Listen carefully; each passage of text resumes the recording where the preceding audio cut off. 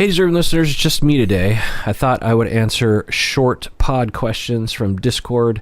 Let's get to it. Buck says, I would be interested in hearing you discuss the difference between borderline personality disorder and rejection sensitivity dysphoria and ADHD and how to tell the two apart. End of question. Yeah, well, generally speaking, ADHD with rejection sensitivity does not have elements of borderline such as emptiness, lack of connection with self, idealization, devaluation, distortions / minor delusions that are present with borderline, etc. And borderline personality disorder does not have an executive function deficit at its core. You could have ADHD symptoms as a component or an effect of borderline because you're so distracted by your symptoms that it's hard to concentrate on other things. But the generation of those symptoms is not from an executive function deficit, it's from the emotional dysregulation. But you can see a lot of, and you are smart to draw those connections that for people with borderline and for rejection sensitivity, both have sensitivity to rejection. So they have some components that are similar, but they generate from different places. Now, the rejection sensitivity is a component of a schema. So when you have ADHD, you're not born with rejection sensitivity. I mean, you might have a slight increase in rejection sensitivity, but in my model, I propose that the majority, if not all, of the rejection sensitivity comes from early experiences that the individual, the child, exhibits their ADHD symptoms and they're misinterpreted by people around them, and thus producing a lot of rejection for that child, and then creates a schema that the child believes that they're rejectable or that other people are always going to reject them, that kind of thing. Thus, they are sensitive to rejection later on. With borderline, it's the exact same thing, right? But it's for a different reason. So both can look very similar, but again, people with borderline don't have ADHD necessarily, right? And people with ADHD and rejection sensitivity don't necessarily have the more distinctive patterns involved in borderline. Next question. Absolving Eves says, can excessive sleepiness be a symptom of a mental disorder or a coping mechanism if all common medical issues have been ruled out? For example, sleep apnea, narcolepsy, etc. I have always been able to fall asleep anywhere at any time. Sleep is an absolute necessity when I get stressed out, and I have even been known to nod off in the middle of a heated argument. I call it my fainting goat, but I have a feeling it's related to trauma based on the way my body feels when it happens. I shut down. It's just like I power off. End of question. Yeah, absolutely. I don't know if I would associate it with a mental disorder necessarily, but it is a well-known, documented effect of what we might call the broader dissociative symptoms or dissociative conditions. Some people might not call it dissociation in terms of the DSM language, but in terms of the psychoanalytic defense mechanism, it's absolutely dissociative. You're dissociating from what's happening by falling asleep. It's a surefire way to distance yourself from what's happening right now and to also check out emotionally because you're asleep, right? And you can imagine a child who learns subconsciously that if they fall asleep, they can escape. And if that becomes a neurological rut or pattern, that can last well into adulthood. In fact, in my early graduate school experiences almost 30 years ago, one of the first examples I ever saw of a real client was a kid who actually appeared to be doing this in family therapy. Harry Aponte was a therapist, if you're interested in looking that up. Not a Lady says, can an event from the past that wasn't traumatic at the time be traumatizing when looked at from an adult perspective? Or was it always traumatic, but the young brain distorted it to protect itself? End of question. Yeah, both can happen. And we never really know which one it is. But it's certainly true for a lot of people. For Umberto, for example, he talked about how for many years, maybe a couple decades, maybe longer, the sexual abuse he went through, he framed as something that was cool. He didn't think of it as traumatic at all. And then when he was in therapy, he really started to draw the connections and feel the feelings. So was it that it was always traumatic and the young brain distorted it to protect itself? Seems really likely. Other scenarios, though, one can have an experience where you, it's rare, but where, I'm trying to think of a good example of this, where, well, say you're 25 and you learn that your father, the entire time of your childhood, had another family. He was cheating on your mom, and he had an entire other family at another town. Well, even though at the time you didn't notice anything directly, the knowledge of that can rewrite history such that it can create quote unquote childhood traumas based on your new narrative of what really was going on, if that makes any sense. And I've seen that before, for sure. Similarly, another, perhaps a more common example is suddenly finding out that you were adopted later in life can really reframe the entire experience of one's childhood for some people. For some people not, but for some people it can. Even though your childhood was actually fine or good enough. Would we call that traumatic necessarily? Yeah, I mean, maybe in some rare cases.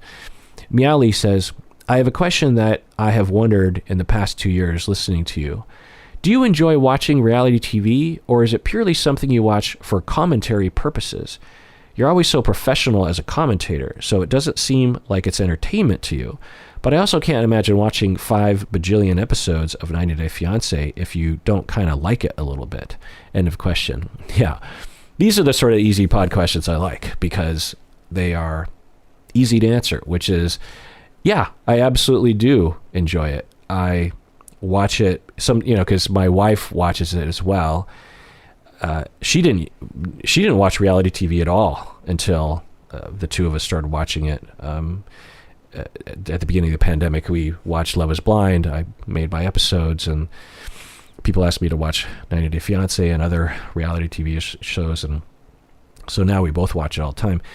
I will react to it, and then maybe even later that night or the next day, Stacy will be watching the episode, and I'll sit down and watch it again with her. And it is different to watch it without having to react professionally to it, plus to have her there to kind of say things, comment the two of us without being recorded, that kind of stuff.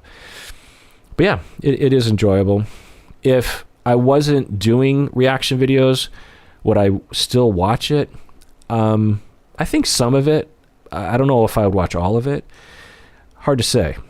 But definitely I've turned into a reality TV appreciator. It was a form of entertainment that really I didn't understand it really.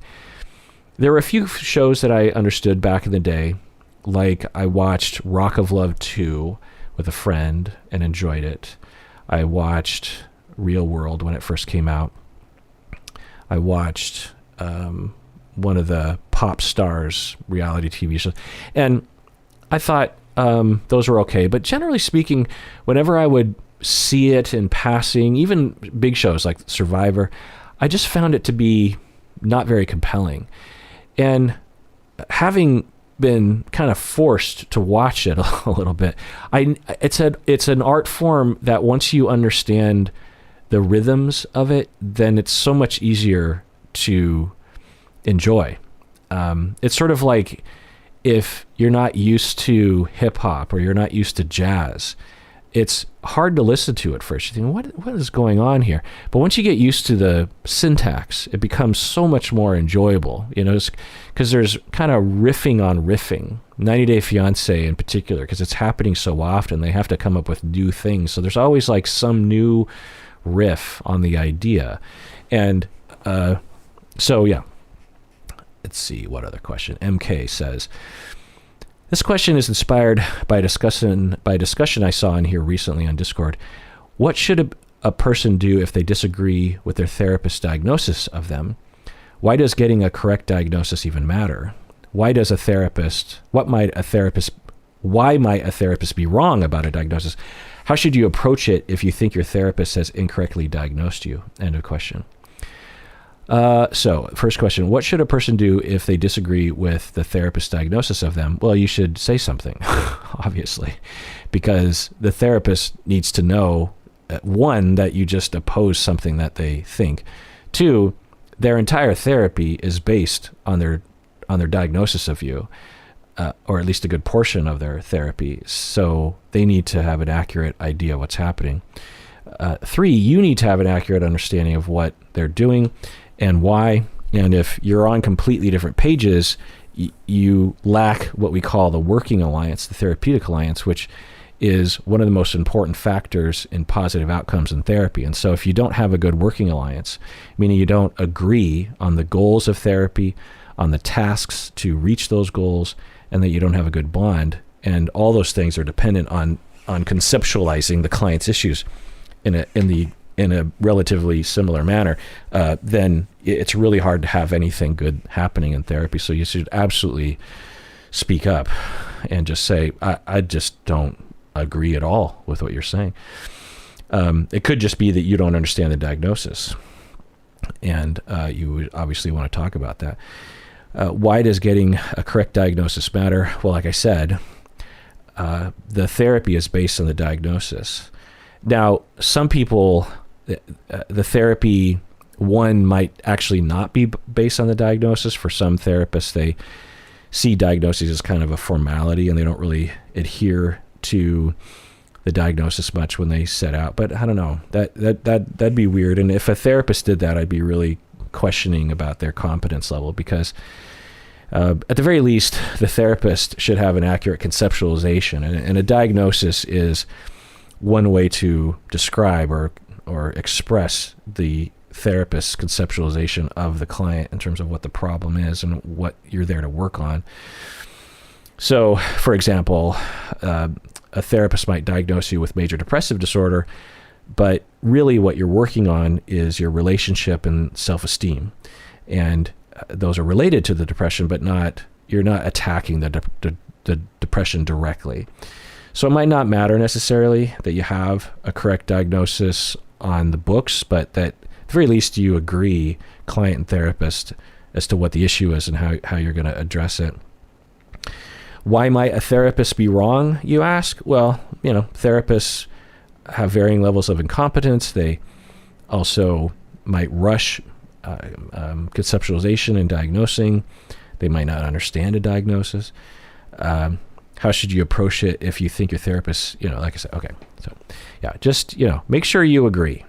And if your therapist is a little dismissive of these questions, again, I would be very questioning of their competence, because therapists should be able to explain. It'd be the same if you went to a physician. If you went to a physician and they diagnosed you with like cancer, and you're like, why do you think I have cancer? And they're like, well, because I wave this magic wand over you, and it says that the gods say that you have cancer. And so, you should be able to speak up and say, well, so the gods say I have cancer? Like, that's your reasoning? Because I don't have any symptoms of cancer. Like, you haven't even done an x-ray or whatever. And, you should speak up. It's possible, it's most likely that you just don't understand. I mean, not with the magic wand and the gods, of course. I mean, that's ridiculous. But with your therapist, it's most likely that you just don't understand the landscape and the language of that. Alex says, how does seeing clients in your own home work, especially if the therapist has pets, kids, spouses, events, etc.? End of question. Yeah, I feel like I recently answered this on the podcast, but briefly, I've been practicing out of my home for 22 years and I loved every minute of it. There's never been a negative consequence, and I've saved thousands upon thousands of dollars on rent of a of an office, and I've saved thousands of hours of commuting time and parking time, and my house has always been a much more comfortable environment for the two of us, for me and my clients. Commercial offices they're not super comfortable. You're often in a building with a bunch of other people. It's harder to regulate the temperature. I had a supervisee that had an office that had this big, it was a corner office, so really great view of Lake Union, but when the sun was out, the room became extremely hot, and she didn't have her own thermostat in the room, because the thermostat is sort of centrally located, and so there's just a lot less you can control. There are obviously pros to having an office outside of your house, which is your clients don't know where you live. You can do things much more easily. You don't have to coordinate your family and the pets and all that kind of stuff. So yeah, working from home does provide certain issues, because I've always had pets, and so I always have to figure out some way of keeping them away from the session. Now, some therapists will just have their pets in session, which I do not recommend, by the way. I find that to be highly unprofessional and just imposing your stuff on your clients. Some clients like to have a little animal there. Some animals, they just sleep the whole time. The dog doesn't really do much. So it kind of depends. But generally speaking, I just think, keep your pets out of it. Your client is showing up. They're paying a lot of money. They're spending a lot of energy to work hard in therapy, and to have you, just because it's more convenient to have your animals there, is just, I think it's pretty uncool to do to people. Having said that, would I like a cat in therapy with me or a dog in therapy with me? Yeah, I think for the most part, but not everyone's like that. And the thing is you'll never hear from the clients who don't want that, because they would never feel comfortable enough to say anything, right? So you just can't know who's cool with it and who isn't. And there's no need to have your animals there. So just don't. But yeah, it can get complicated with spouses, kids, events, like you say. It certainly provides its inconveniences, but it can be done, and I've always managed it. It's not hard. Art Lover says, do you get to choose the thumbnails on YouTube? We like your expressive reaction faces and gestures. Very meme worthy. Some people pose very obviously in theirs, but there's no need for you to do that. End of question. Yeah. So this is actually a really interesting topic for me, because when I first started doing YouTube, there were all these tutorials. We even have, once you get to a certain subscriber level or something, view count, YouTube actually contacts you. And so Google YouTube, as we have a professional liaison who actually works with us, and we've had 2 of them over the years, and we just got a new one actually, and she seems great. And so they will also give advice about, especially with a reaction video, you want to have a custom thumbnail to the video. And almost every single YouTuber, especially once you get to a certain level, the thumbnail will always be a custom picture. And so we tried that, I think, at the beginning, but with the amount of episodes I put out, it would all fall on Stacy, because I don't have time or the know-how to make a thumbnail. She always makes the thumbnails for the audio episodes. And I just wouldn't have the time for that. If I put out 1 episode a week, which is what most YouTubers will do, then maybe I would have time for it. So there's one is just a practical issue. It's just we don't have time. The other thing is like you say, there's enough of just natural screenshots from the episode that will be perfectly fine. Now, the way when you upload videos to YouTube, it will suggest 3 different or maybe 5 different screenshots. It just randomly picks 3 to 5 different spots in your video as a suggested thumbnail. And it usually, I think, just defaults to the first one or something. And so one of the things you can do is you can kind of choose from those auto-selected screenshots, but it's just a few different shots, right? And Stacy she picks one of those, but if none of those are any good, she'll actually go through the episode and find, she'll kind of scroll through real quick and find like a good frame to land on and say, okay, pick that screenshot. So it's pretty quick for her to do. It takes a little bit of time, but it's a lot less time than actually custom making your own thumbnail, which is of course what all the other big channels do, right? And especially reaction videos. There's these pictures of people making these really obviously manufactured faces in these thumbnail photos, and then this big title that says, da da da. Like there's this one pilot that I watch. I can't remember the name of his channel, but he will review different things about airlines and about crashes. He'll review like the technical side of why the airplane crashed. I love this channel, by the way. God, what's it called? Anyway. He does that. And the thing is, whenever I see his thumbnail, I'm always kind of like, well, come on, guy. Like you're a professional. You're a respected pilot. It comes across kind of Logan Paul-ish, if you know what I'm saying. And I've just never, in the beginning, a couple years ago, I would have thought, oh, well, that's what you're supposed to do. What do I know? But over time, there's a certain style to thumbnails that I find to be just adolescent and not really reflective of who I am. And there are some YouTubers that I see them doing that, and I'm like, it comes across as childish. It totally fits with the PewDiePies and the Logan Pauls and the whoever else. It's funny because PewDiePie and Logan Paul are probably in their 40s by now or something. And so we got to pick new people. But like I said, we don't have time to make them. And like you say, there's always a pretty good shot. The other thing that I kind of by kind of convenience like about my thumbnails is that they're so uniform. The look that and the other thing I'll say is about the look of the reaction video layout to the video that I make.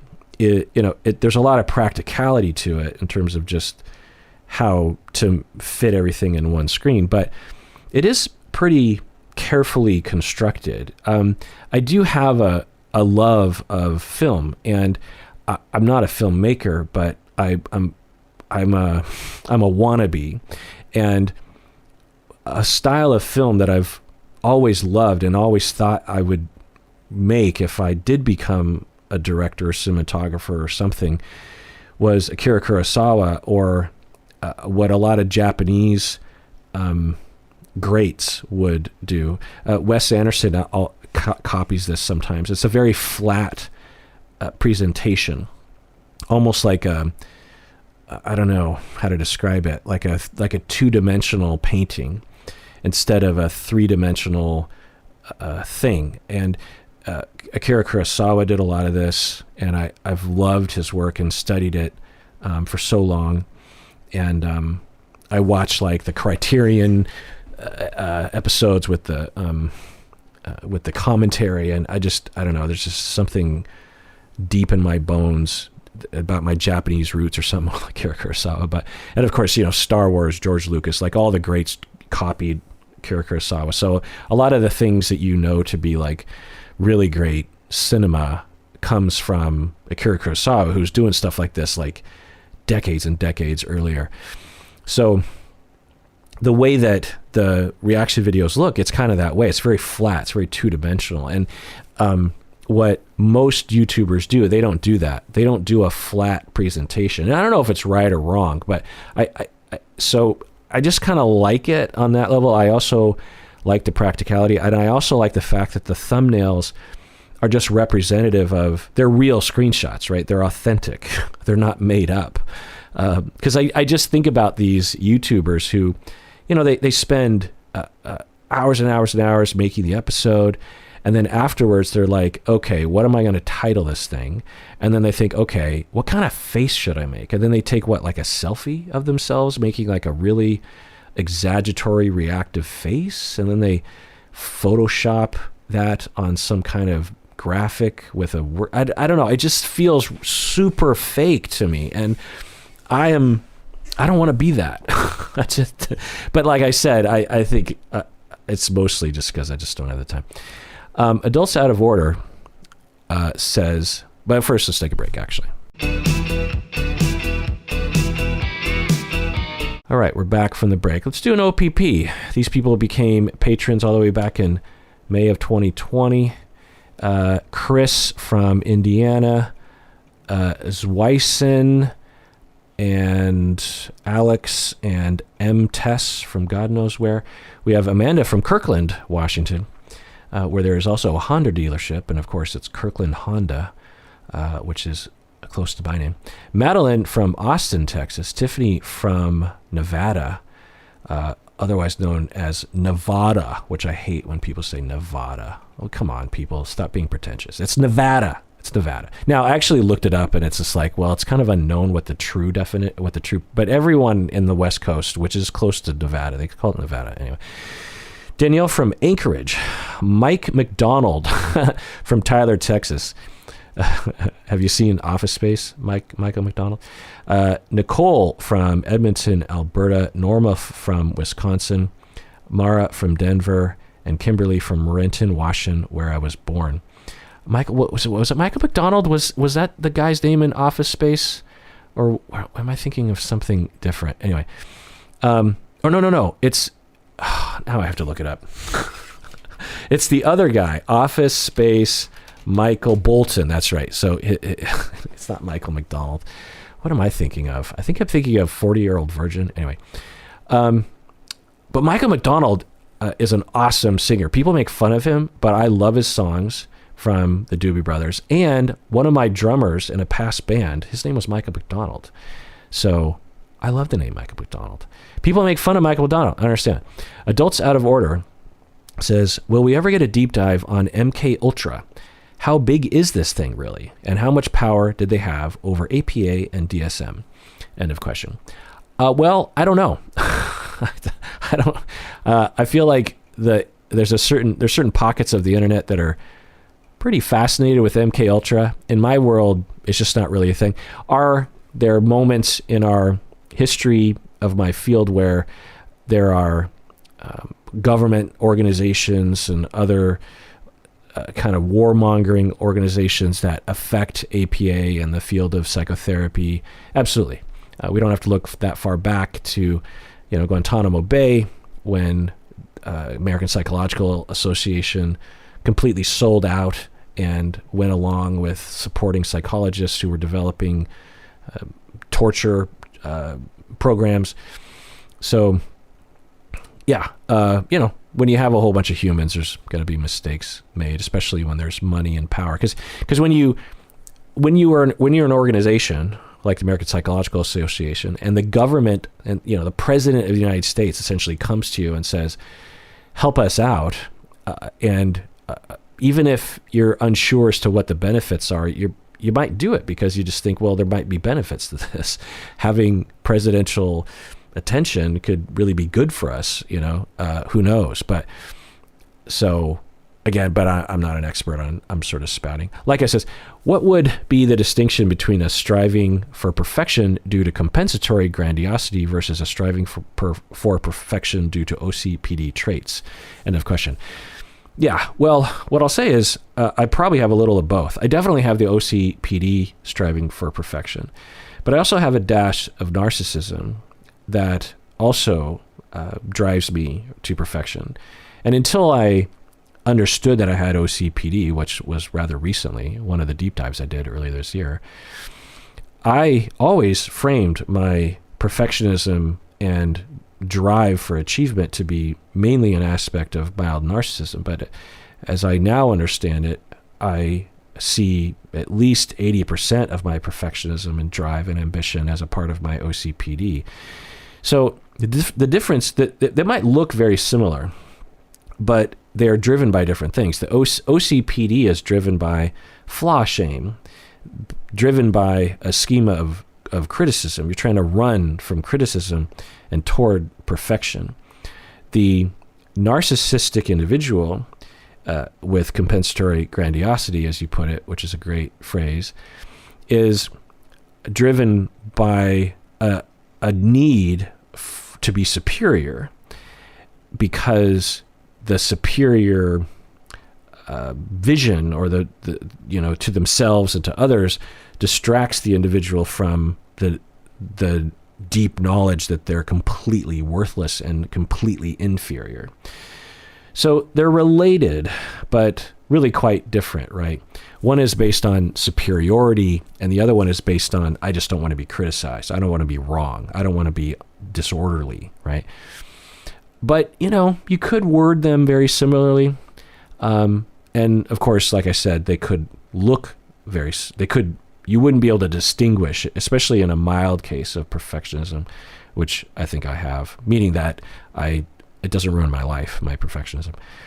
BK Oh My says, Dr. Honda, how do you feel about being followed up by a body language expert on the Vile Files interview? Have you listened to her segment? End of question. Yeah. So if you're not familiar, on YouTube, Nick Vile from The Bachelor, he was on 3 different seasons of The Bachelor, and he now has a podcast and a YouTube channel. He somehow found out about me, and he came up to Seattle, and we hung out for a little bit. You might have seen a picture on Instagram. And good guy, interesting guy. Apparently he has a lot of controversy around him. I have no idea what any of that is, but he's a deep thinker, real talkative guy, but nice, seemingly humble.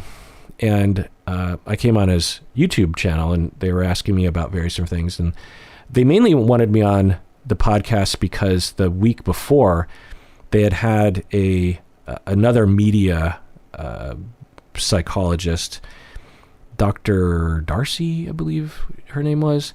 Apparently she's on Dr. Phil and Oprah and all those kinds of places. And she had apparently really alienated Nick Vile's audience. They thought that she was being really insensitive to people with borderline and histrionic and stuff, because they were talking about Amber Heard, I believe. And so I came on. I actually did a couple reaction videos to that episode, and I posted on YouTube, but I also went on his podcast, and they asked me about borderline and all that kind of stuff, and it went well. I thought I kind of felt like I was boring everyone with my technical talk, honestly, because they're kind of a pop culture podcast, and I was going down some rabbit holes that I'm guessing wasn't particularly interesting, but anyway, at the very end, he's like, okay, well, we got to say goodbye to Dr. Honda, and coming up next, we have so-and-so body language expert person. And I'm like, oh boy, because this is just anecdotal, but the majority of body language expert, that I've seen is 100% bullshit, and has been debunked forwards and backwards. This notion that somehow you can read someone's language and read their mind is ridiculous, and we've looked at this a lot over decades. We've really tried to answer questions around that, like, if someone looks up and to the left, what does that mean? And if someone crosses their legs, what does that mean? And we find that there's really nothing you can say. Now, are we good at reading body language? Yeah. And can someone fake their body language? Yeah. You can lie with your words, and you can lie with your body. You can lie with your eyes. So you can't know anything, especially if someone's trying to deceive you. But even if someone's not trying to deceive you, you can't know anything for certain. There are certain body language, behaviors that you might take a guess about for sure. And especially if you know someone really well, you might have a really good idea about what someone's body language is telling you, because you just know them forwards and backwards, but it's not universal to humans, right? So when they said they were having a body language expert, I was like, oh no.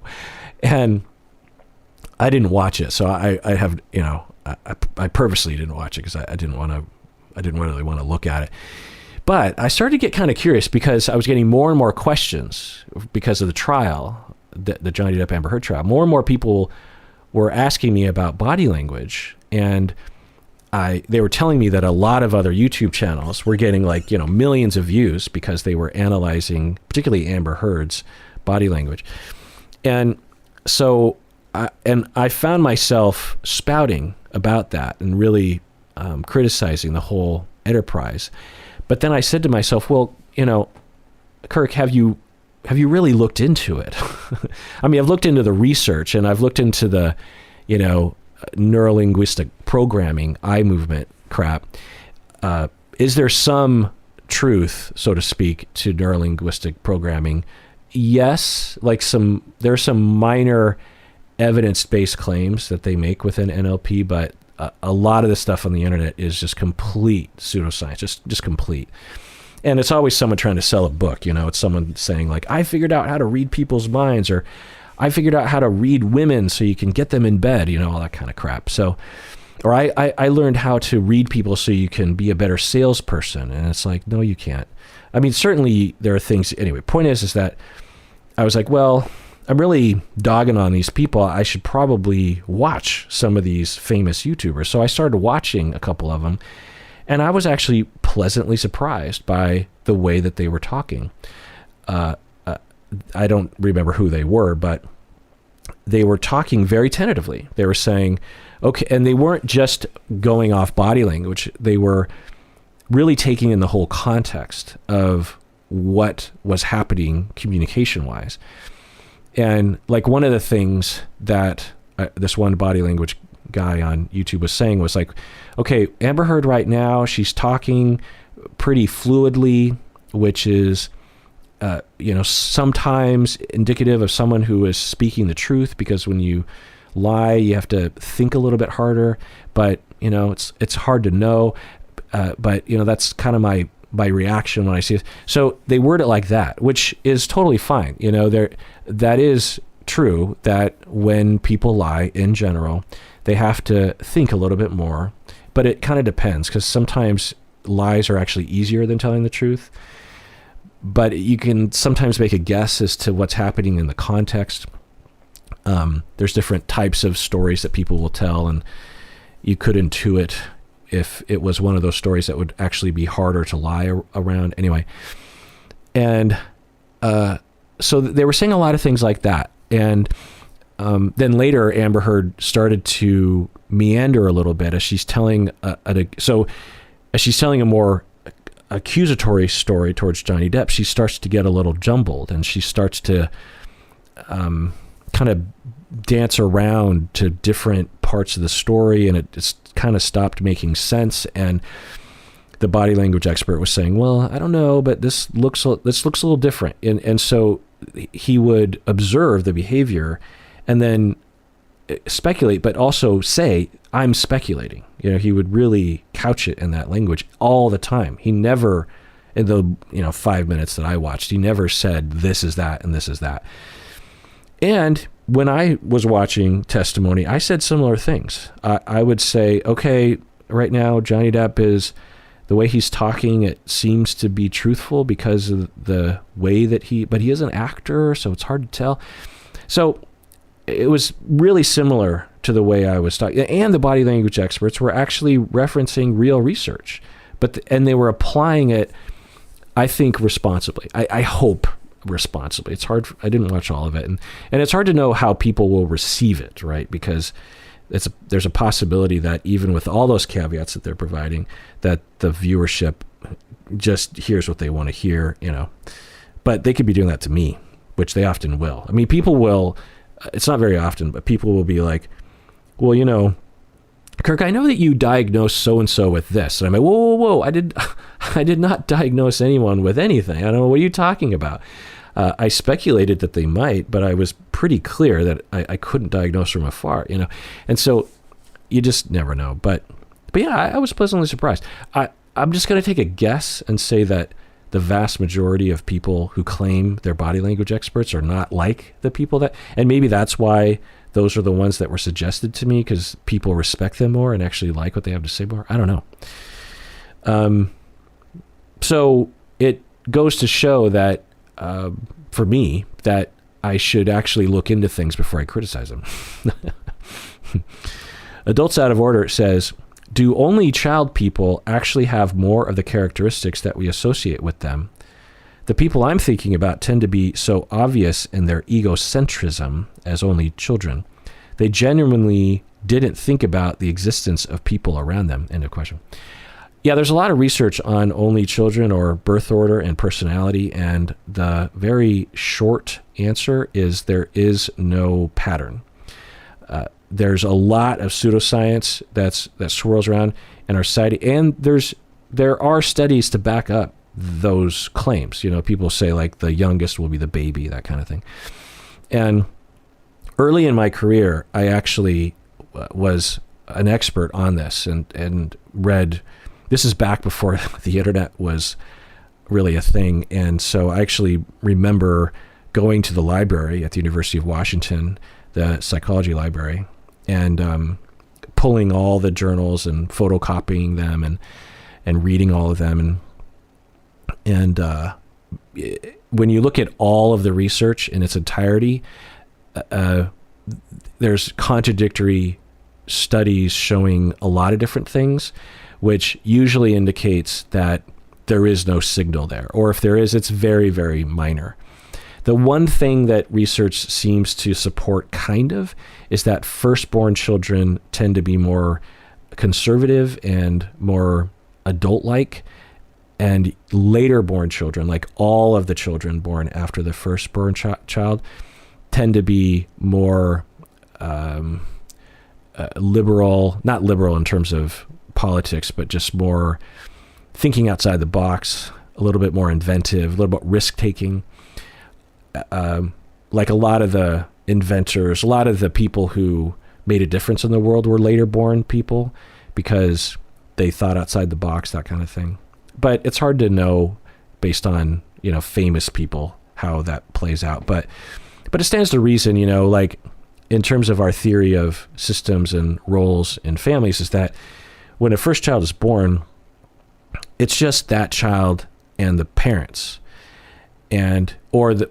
As that first child, say there's 3 children within a couple years of each other, that first child is the first one to enter into the parents' world, right?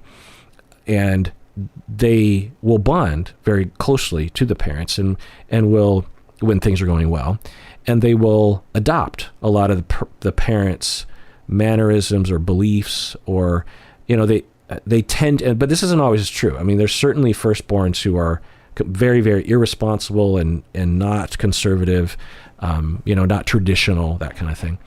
But firstborn children on average, tend to be a little bit more. And then when the next kids are born, every kid wants to, carve out their own niche in the family roles. And so the later born children have to compete with whatever role the children that are older than them have already established. So because the firstborn child will naturally gravitate towards the parents and their traditions, the next born children will see that and say, well, I'm going a different direction, right? So they tend to be less so that way. Also, culturally speaking, in a lot of cultures, the firstborn child will be groomed to be traditional. They're the ones that carry the family name and all that kind of stuff. So sometimes there's overt pressure along those lines. And the later born children are less important and less focused on. But anyway, so only children are essentially firstborn children, and thus tend to have those qualities as well, the conservatism, the traditionalist, but only in general. And certainly when we look at egocentrism or narcissism, it does not pan out when you look at all the data in terms of birth order or only children. It's a complete myth that is stigmatizing of only. I think it stems from this. I don't know if it's present anymore, because I grew up in a time when it was normal to have, at least 3 kids in the family. Having just 2 kids in a family was actually pretty weird. Now it's kind of the standard suburban American configuration is 2 children. But when I was growing up, that was small. And so to be an only child was actually really strange. And it was considered to be kind of a bummer, right? You would look at only children and be like, oh, you don't have any siblings to play with. Like, that's got to suck. And so there was this assumption like they must be weird and awkward. And it's not necessarily true for sure, especially, when you look at the data. And I think it all kind of stems from that. There's like this stigma around only children. Now, for some of you, you might be going, no, Kirk, in my family, the oldest is the responsible one, the middle child is the invisible one, and the youngest child is the baby and irresponsible. It's true. Great. Your family just happens to align with the stereotype. That's fine. It's like looking at a black person who commits a crime legitimately and goes to prison and saying, all black people are criminals. No. Just because something aligns with a stereotype doesn't mean that the stereotype is true. It just means that in a sample of billions of people, some people are just going to happen to align with the stereotype. So, because I've been in that argument before, so, people would come up, no, in my family, I'll be like, yeah. And they'll be like, and in my cousin's family, yeah, okay. That's a sample size of 2. I'm talking about research that looks at sample sizes of hundreds of thousands of people and studies it forwards and backwards and doesn't actually just take people's word for it. They actually study the personalities of these individuals and find that there's just no difference really. And it makes total sense. And this is what I lecture on is I say, when you think about the development of personality, I mean, just for y'all out there, even if we just look at only children versus non-only children, just think about all of the factors that play into the development of our personalities. Attachment, attunement, environment, health, financial situations, cultural elements, drug abuse, the personality of your parents,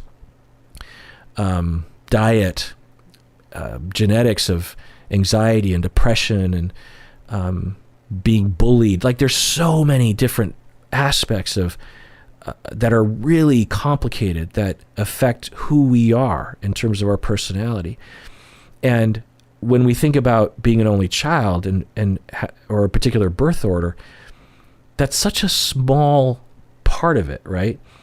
Now, could you say if you come from a family with 10 children, could that affect you? Yeah, because it's harder to give enough attunement to all 10 kids, but not impossible. Anyway, the other thing that I point out to my students is like when we talk about firstborn, middle children, and later born, what are we really talking about? Because like for me, when I was growing up, I was, my older brother and sister were much older than me. They're 6-7 years older than me.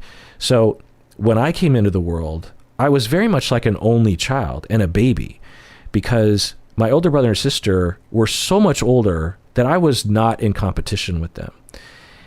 And like, for example, when we got older and I entered middle school and I was on the because we had one telephone in the entire house. So when I was on the telephone all the time in middle school and early high school, my older brother and sister had already moved out. So and my younger brother was 7 years younger than me. So he wasn't on. So I was kind of like an only child, even though I was a middle child of 4. I was also kind of like a baby because my older brother and sister took care of me a lot of times. I was also like an older because when my older brother and sister moved out, it was just being my younger brother. A lot of my childhood memories just involve me and my younger brother and my parents, and my older brother and sister had already left. So what am I? If you just look at the numbers, I'm a middle child, but I have, I've had experiences as an only, as a middle, as an oldest, and as a youngest. So all those experiences mixed together to give me some aspect of my personality. And you can't just look at the birth order and say you had this experience, because I feel like the stereotype is based on siblings that are very close in age And gender also isn't an issue, right? Because, of course, your gender socialization is much more generally a personality factor than birth order. Like my sister, for example, she's a middle child, just like me. But because she was the only girl kid, she had a lot of the maternal responsibilities. She was the person she took care of me. My older brother didn't really take care of me. She was helping out in the kitchen all the time, but she's a middle child. So what is she really? Is she a middle child, or is she kind of like the oldest, or the one that's so close to my mom, in the kitchen? So personality, family, it's way too complicated to generalize to birth order, and also just only children anyway. Now, again, just getting out ahead of it. I'm sure there's some of you, no, I read a study. Yeah, that's one study. There are studies that show that cigarettes don't cause cancer. There are studies that show climate change is not being affected by humans. Yeah, there's one study out, or even 10 studies out there. But when you look at thousands of studies together, hundreds of meta studies together, there's not much we can say about personality and birth order. Anyway, Meta says, I have two related questions for Dr. Honda. Number one, what generation Japanese are you? I'll answer that. I'm Yonsei, which is fourth generation, meaning that my great grandparents came from Japan around the year 1900 to Seattle, Tacoma, Portland, Oregon, and found their way to Yakima or Wapato, Central Washington, and Spokane, Washington. Number two, do you have Japanese relatives in the U.S. during World War II? Yeah, absolutely. I've talked about it a lot. I won't bore people with details, but yeah, my family was imprisoned in the camps, as they call them. Camp sounds like a nice time, right? Doesn't everyone want to go to camp? And it's not a fucking camp; it's a prison with guard towers and machine guns and barbed wire, and it was a prison. They imprisoned my elderly great grandparents because of their race. So Meta goes on. I am Nisei, which is second generation, and half Japanese. So I am generally curious about how people of Japanese descent in the U.S. fit into historical contexts. Yeah. So mainly, I don't know the exact stats, but from my memory, if you're Japanese as an American of Japanese descent, in all likelihood, your ancestors came over in the early 1900s, late 1800s, because there was a pretty big migration away from Japan at the time. It's similar to if you have Swedish blood as an American, you probably have your ancestors probably came mid to late 1800s, which is where my Swedish ancestors came, because there was a huge famine in Sweden, or at least in certain regions of Sweden, and people were starving to death, and there was an Irish migration, right, from starvation to the States. So there was a similar thing in Japan, but once that stopped and there wasn't a need to immigrate, to leave Japan, the immigration from Japan slowed down significantly. So if you're meeting someone an Asian American who has parents who were born in East Asia, they're probably Korean, Chinese, Vietnamese, Filipino. Actually, there's a lot of Filipino Americans, that sort of thing. And if someone has Asian relatives that go all the way back to the early 1900s, in all likelihood, they're Japanese. They could be Chinese, but there weren't a lot of Filipinos. But all bets are off if we talk about Hawaii, because Hawaii is its own East Asian thing. There's always been a lot of Filipinos, Chinese, Japanese, Indonesians, and of course native Polynesian, native Hawaiian people. Anyway, so yeah. And just while I'm on the topic, there's a total pecking order to Asian Americans in terms of where we all rank. And Japanese Americans are at the top. As we start to go down, you might, and this is not right, it just is, for whatever reason, in the Asian American community, everyone kind of sees themselves on that ranking order. But Japanese Americans are at the top for, I don't know, just some reason.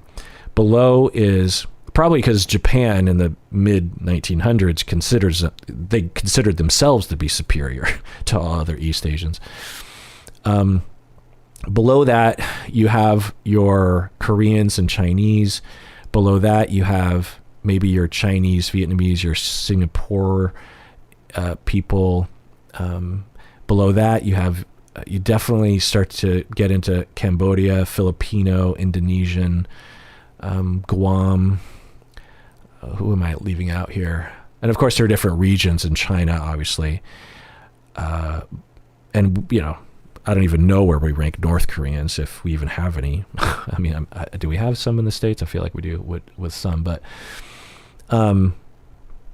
so yeah, and I think it kind of coincides with different waves of migration.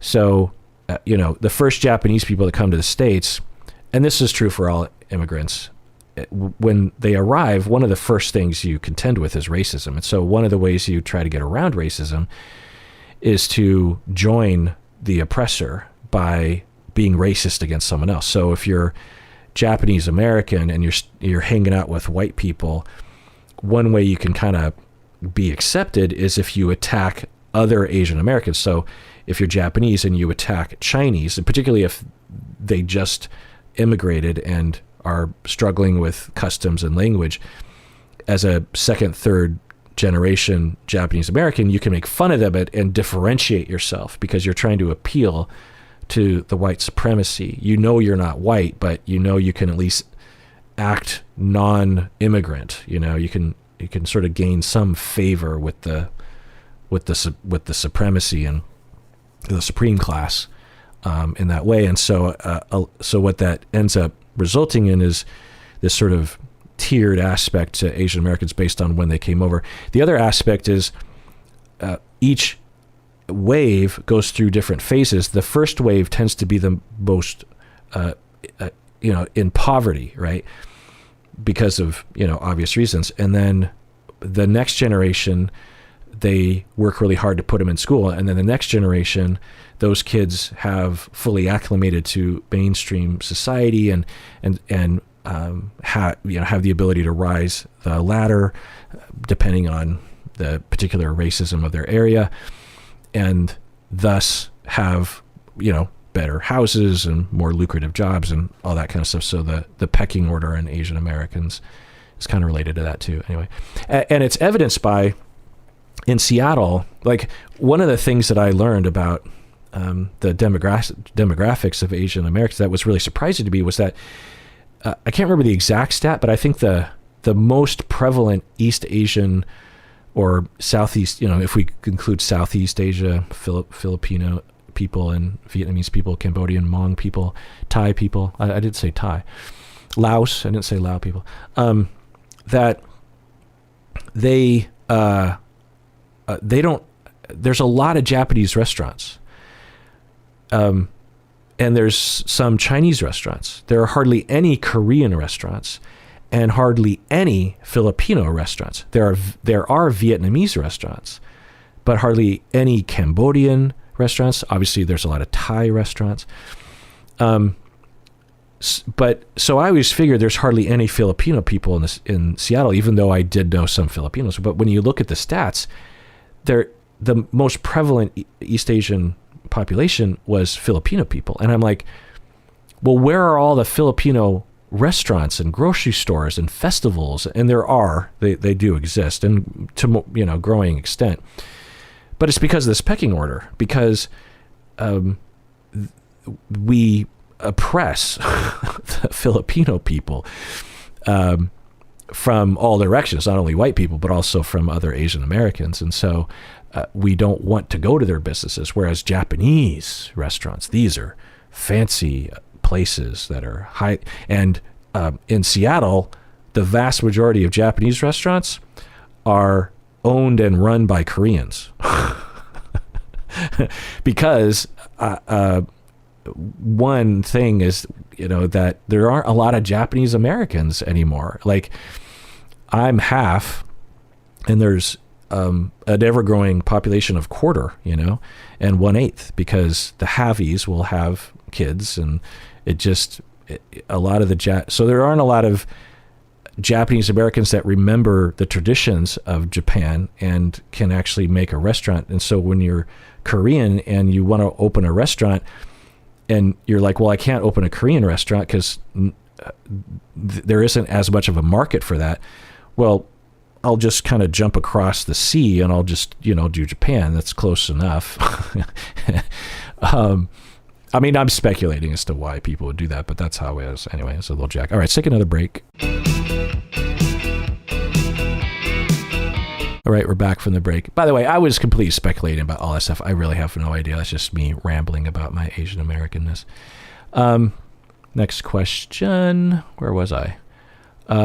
Crip Mac says, can we get some merch with Dr. Kirk's face and psychology in Seattle on it?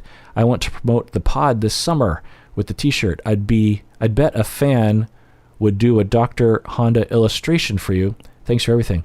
End of comment or question. Yeah, absolutely. People have done illustrations of me, which I find to be just hilarious.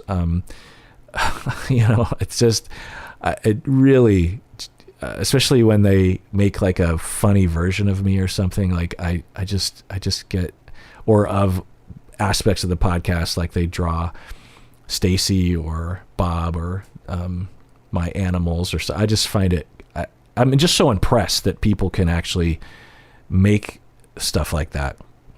But anyway, yeah, people will ask that because none of our merch has just psychology in Seattle. None of our merch actually says psychology in Seattle. None of the merch has me on it, right? If you bought merch for David Letterman, for example, I'm sure some of it would say David Letterman on it and would have his face, right? But I don't know. It feels weird to just have my face with psychology in Seattle. I mean, but to do an illustration, maybe. And we do have one where it is my face. This guy did a really cool like painting or graphic of my face with my cat and the Space Needle, and it's a very contemplative face or something. I don't know. So we did make that into merch, but and by the way, I think I talked about this recently, but we're having huge problems with Teespring or Spring, which is our merch company. They're like Amazon. They do merch for a lot of people, and they're just causing so many problems, and some items we can't seem to get to work anymore.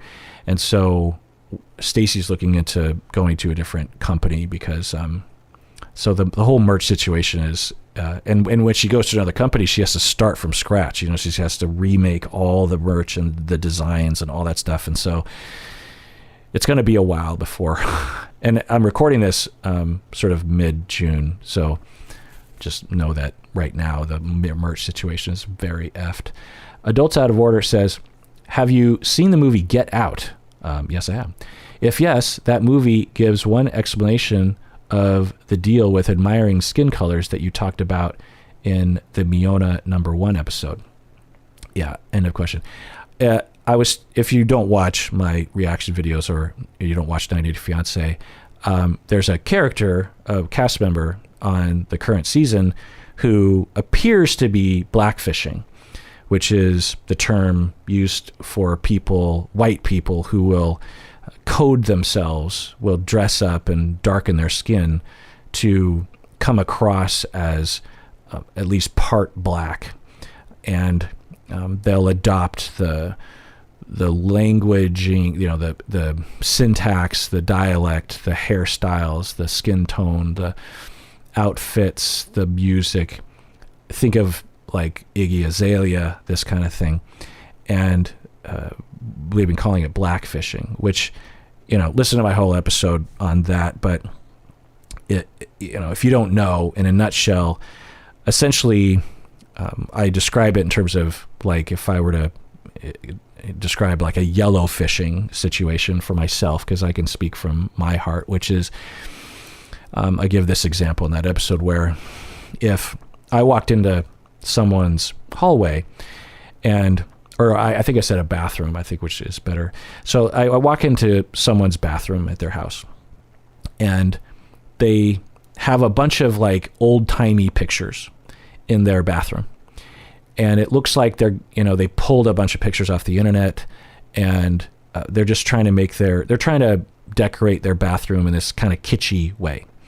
So they might have like, in the 20s, someone in a weird looking bathing suit, and someone in the 30s holding up a newspaper with a newsboy hat on, and then a big band of the 40s, like Glenn, what's his face, and a picture of Elvis. And then next to all that is a picture of Japanese Americans in the prisons during World War II, in the internment camps.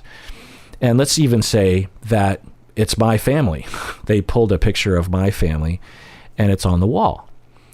And I go to the owner of the house and I say, I noticed this picture of, you have Elvis and the, bathing suit in the 20s. And then you have this picture, it looks like the Japanese internment camp.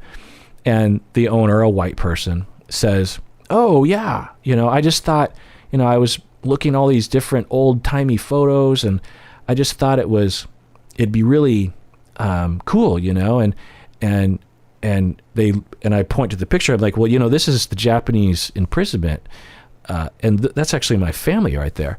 And the owner says like, oh yeah, really? I didn't even know that. I just pulled it off. I just pulled that picture off the internet because it was like this old timey photo, and they looked Asian, so I thought it'd be kind of funny, and I put it up.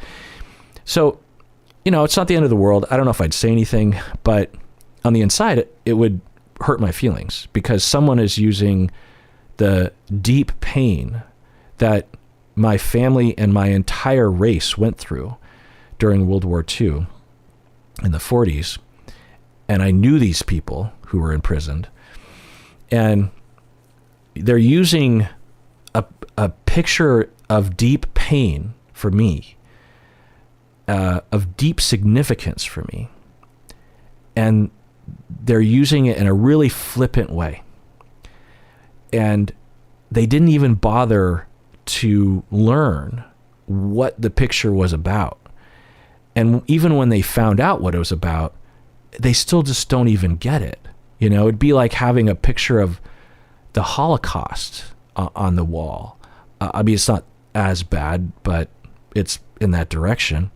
And thinking, well, I just like old timey pictures, and there's these emaciated Jewish people in a prison in the woods somewhere with dead bodies piled around, like, or let's say there weren't dead bodies, but they're, you've seen the pictures, and it hurts, and it's and if it was the first time something like that had happened, I'd be like, well, what do you? But this sort of stuff happens all the time. White people will show up. I'll come to their house, and they'll have like Tibetan prayer flags on their porch, and I'm like, do you know what those things are? Like, have you asked a Tibetan how they feel? I mean, now maybe Tibetans are totally cool with it. I don't know, but did you ask? And did you ask someone that felt they could be honest with you? Because that's the other thing, is you could ask a Tibetan person and they don't feel comfortable telling you that you're an idiot, and they're just like, yeah, it's fine. Or using artifacts that were stolen from African tribes, masks and other kinds of things, and they're just displayed, and it's a symbol of colonization and slavery and genocide, and this white person just has this mask. Now again, I don't know, I'm not from Africa, so I don't know if that would hurt people, but I could see it hurting people. It's just stuff like that. So when a white person dresses up and tries to pass as as a black person, or some people will criticize Kim Kardashian for doing this, that it's just being flippant about how me and my people got here, and how we stepped into ourselves with pride and stopped trying to be like white people. We celebrate, think of Venus Williams, or is it Venus? One of the, the tennis players. She wore her braids with the white beads, and it's like, I don't want to be like white people. For generations, for centuries, we were trying to fit in, trying to get you to stop killing us and oppress us. We straightened our hair, we dressed like you, we talked like you, and we still weren't allowed into the clubhouse. So fuck you. I'm gonna be me, and I'm gonna lean into who I am. I'm gonna lean into what my hair is like. I'm gonna lean into my skin tone. I'm gonna lean into a different fashion sense, different hairstyles, to be different from you, because we are different. And then a white person just comes along and one day out of the week decides to just co-opt all that stuff without any knowledge of the context. That's what it feels like. It's like, and when you, especially with black people, when you take into account all the times that white people have stolen all sorts of things from black people, land, privilege, music, Elvis taking all the black music and making it popular. The Beatles did this kind of. It happens throughout history. White people taking black art, taking all sorts of things. Jazz was, you could argue, stolen by white people. Created by the blues was created by black people and stolen by and made popular. Made a lot. White people come along, they steal it, and they make money from it. Reggae, all sorts of things like this. Hip hop, but by hip hop times, black people held on to it and said, "Screw you," kind of a thing. Not entirely, of course, because you have the white record owners, record business owners. But anyway, so if you're a black person and someone comes along and just starts dressing up as if they're temporarily, because they just want to be cool, and steal from you, it hurts. It bothers them. So anyway, they're adults out of order. Is like the movie Get Out. Is that another example? Yeah, absolutely. I'm quite sure that Jordan Peele was absolutely writing and creating art out of that feeling and experience. All right, speed round. I want to get to all these Discord easy pod questions so I can check that off my list. PME Cup Noodles says, I don't know if you've ever touched on this, Dr. Honda, but have you ever worked with clients who were part of a pyramid scheme? What makes them so attractive to certain people aside from the promise of making money? End of question. Yeah, we did an episode, me and Berto, on this in 2018 titled The Psychology of Amway. It should be still out there. And in a nutshell, the attractiveness is the way it's marketed. There are a lot of people who are living paycheck to paycheck, and the sales techniques and the business model, it's very appealing to people.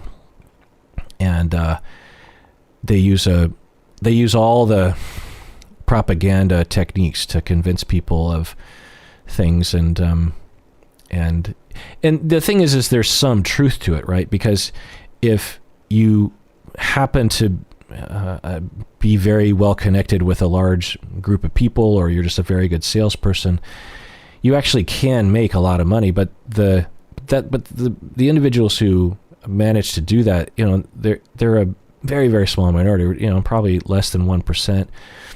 And so the chance that any one person is going to make really any sort of noticeable money from these pyramid schemes is pretty small. In fact, most people lose money, right? I don't know the exact stats, but yeah, it's attractive because when you're desperate economically, and the system is keeping you down, and your business doesn't value your labor, and you're watching other people succeed and buy a house, and you're just barely scraping by, and then someone comes along with this really attractive sales pitch, and also uses a lot of personal like cult kind of techniques, where they do a lot of love bombing and a lot of human contact, eye contact. You can do it. You're valuable. I believe in you. People believe what they want to believe. And so, that's why people do it. Alex said, now, I will say that some people get into these things totally with open eyes. I have relatives who are involved in what some people might call pyramid schemes, but they don't treat it like a career. They're just kind of like, yeah, it's just kind of fun to be a part of an organization and to make a little bit of extra scratch and learn about these, products. And it's like, I would have bought these products anyway. So, not everyone is doing it with believing in the lies. Alex says, is it rude to suggest to my therapist that a book that can help gain knowledge on a topic related to my issues so that she can better understand me? Will it come off as an insult to her ability? End of question. Yeah. Alex, I don't know if you're referring to other times when I've talked about this, and but that's from colleague to colleague. If a client told me to, hey, there's this book, it really just, now one, even if you were insulting, even if you literally said, because you believed it to your therapist, look, I feel like you don't understand me or my condition, and I recommend you read this book. You are completely free to say that. People out there, I understand that you will, but don't ever rationally believe that you are responsible for your therapist's feelings. You are not, especially on issues like this. So you have every right to even be mildly insulting and say, I need you to read this book because you don't understand me, and this book will help you to understand me. You don't have to be condescending about it, but a real safe way of saying it is just like, hey, I read this book and I feel like it perfectly describes me, and I feel like if you read it, you would really understand me so much better, or could we read it in session sometimes, because I really want you to understand what's in this book, because I feel like it really, you should say that. And if they're insulted by that, then there's something wrong with them. Adults Out of Order says, Dr. Kirk, internal family systems versus structural dissociation model. In what ways are these distinct, different theories? End of question. Well, it's complicated, but I'm sort of in a speed round right now.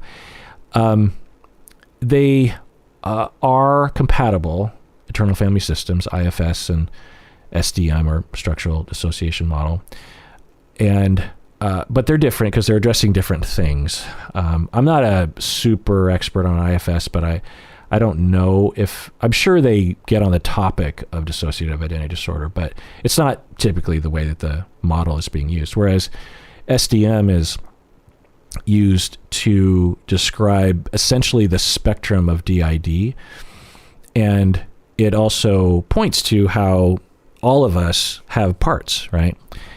And with people with DID, they just have a disordered version of that parts system because they needed to have it, or they were never able to integrate their parts effectively. But so the short answer is, so you're saying, are they distinct? Yes, they are absolutely distinct, but there's a lot of overlap. UCATS says, what can you tell us about selective mutism? I'm curious because I experienced this as a young child and do not know why. I have not experienced any significant trauma and I'm not on the spectrum. I love the podcast so much. I love that the love you share has changed my life. Oh, well, that's good. I get asked about, there's a set of things I get asked about like all the time. I get asked about psychedelic therapy, and I feel like I keep providing the same answer, which I'm sure to some of you is boring. I keep getting asked about certain aspects of autism, certain aspects of ADHD, And I don't know that much about autism. I know a fair amount about ADHD. ADHD is very complicated, and I know I'm not a super expert on ADHD, but I know enough to say some things. Autism, I just know enough about autism to know that it would take me years to develop expertise. Plus, I have extremely limited experience treating people with autism.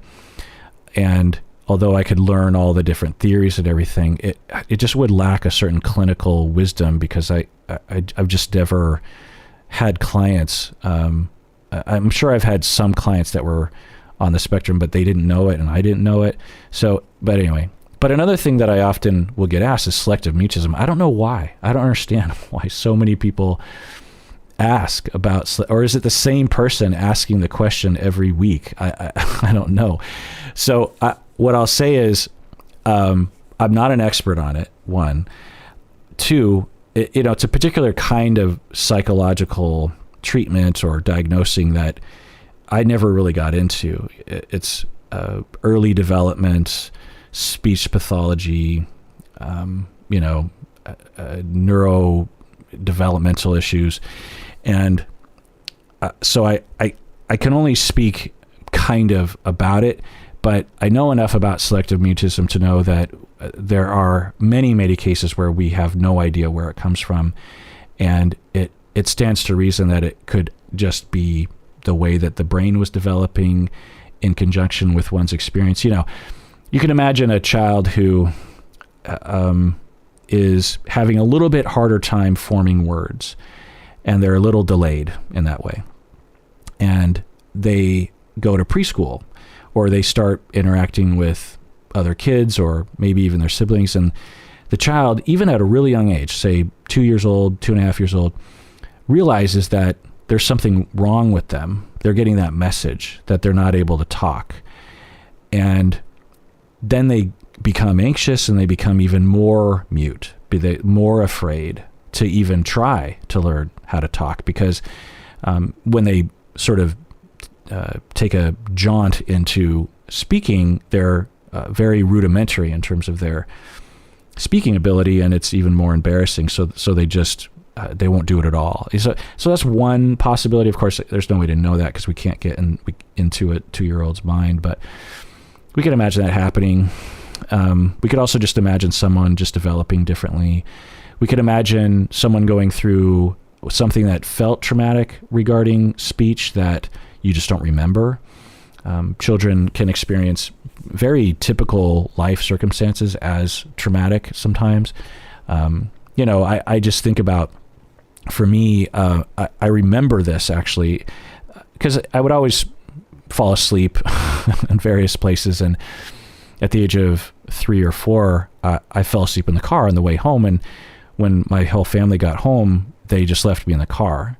And I woke up in the car. And there was something about waking up alone that felt really bad to me. And I just started screaming. And I think got out of my car seat and came in the house and was just wailing, crying. And I remember my parents were soothing me, and they're like, look, we didn't abandon you. You were just in the car. Now, of course, today, I'm sure they would see that as massive neglect, just leaving your child. But it was a different time in the 70s, and the car seat, it wasn't the same sort of car seat you have today. It was made out of metal, like aluminum, and it definitely would have killed me if we got in an accident. It was basically just a way to keep me in one spot at a young age, If you see a picture of this car seat, and think early 70s, so this is probably like a device from like the early 60s or something. But anyway, so it's pretty a more mundane experiences would be I would fall asleep on the couch, and my parents would pick me up and put me to bed, and then I would wake up from my nap in my bedroom by myself, and I would freak out because I thought I would wake up with other people because I fell asleep with other people. And I remember feeling really bad about that. So that's a pretty mundane experience, but it was difficult for me, So it's just one of the things to think about that also could result in selective mutism, maybe, anyway. Genki says, hello from Japan. I love your content. What happened after the elopement of your parents, and how well did they prepare for it? End of question. Yeah, these are the kind of short pod questions, easy pod questions I like, because it's easy to answer. And let's see. So yeah, my parents eloped when they were 19-ish, and because they got pregnant, and their relationship was forbidden by society.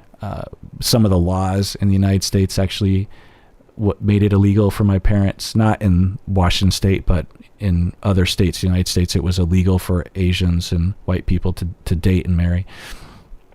So, my mom is white, and her parents were, particularly her dad, were very much against my mom dating a person of color. Later, my mom's parents were very, very accepting. So they weren't always like that. But when my mom was a high school or teenager, it was forbidden. And so my parents saw each other in secret and got pregnant in secret, and then just decided to elope. They went to a place in Idaho, in Moscow, I believe, Idaho, or Moscow, can't remember how you pronounce it. And it's a pretty interesting story, because you ask how well did they prepare for it? Not at all. Like, they showed up on a day when things were closed, and it was the last day of my mom's freshman year at Washington State University. My dad was going to a different college, and he drove. I think he even borrowed someone's car because he didn't have a car, and drove to her university, picked her up, and then they drove straight to Idaho and got married, because they probably heard that other people had done that before, because maybe Idaho you can just get married, because I think in Washington State, at least now, that you have to wait. You can't just say I want to get married and get married that day. You have to wait. There's like a waiting period, I think. Anyway, so things were closed, but somehow they got them to open it up just for them. And then they're like, well, you need there to be witnesses, and they like witnesses, and they happen to have a friend with them, a Japanese American guy, but they didn't have they need another witness. So like I think the phlebotomist, the person that actually tests the blood, was another witness. And then they hadn't prepared at all. They were 19. 19-year-olds, hence the pregnancy, they don't think far in advance. By the way, my parents just celebrated their 59th wedding anniversary, 59 years, happily married, cute couple. And so then they drove back to Spokane.